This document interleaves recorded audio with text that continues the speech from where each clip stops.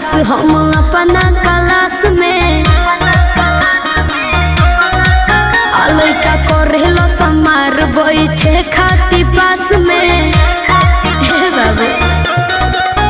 बानी सबसे झकास हम अपना क्लास में लइका करेलो समार बैठे खाती पास में सभे करेला बड़ाई हम केने केने जाई केहू कहे अमर पाली केहू लूलिया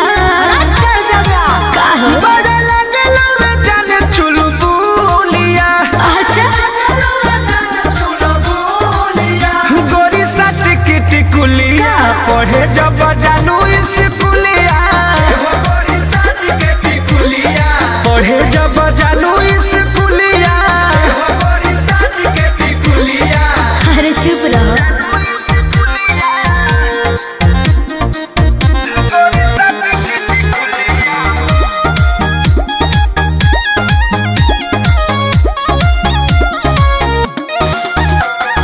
ट्यूशन में मिशन लही कन के बा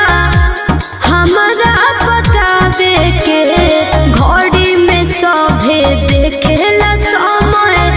हमारा जाए आवे के ये हमरा सब बुझाते है बाबू तो का पूछता ए धन ओठ पर लगा के उठल लिया तो चले लू हिरनी वाला चलिया ऐसा बका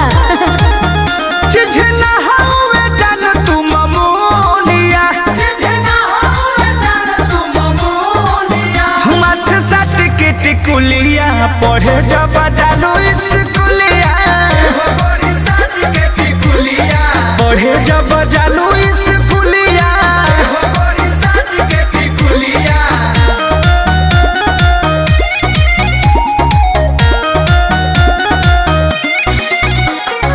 म्यूजिक बाय आर्या शर्मा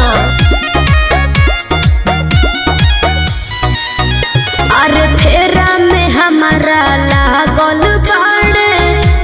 प्रमोद विशाल हो सोनू सुधा कर डेरा पर पूछस हाल चाल हो पप्पू पिंटू लागल बड़े बाबू तो का करी बाए कह के निकल जालू हंस के जीवी रह जाला भीतर तरस के हमसे मजा ले ले सखी तोहर जूलिया हमसे मजा ले ले सखी तोहर जूलिया हे गोरी साट के टिकुलिया पढ़े जब जालू स्कूलिया गोरी साट के टिकुलिया पढ़े जब जालू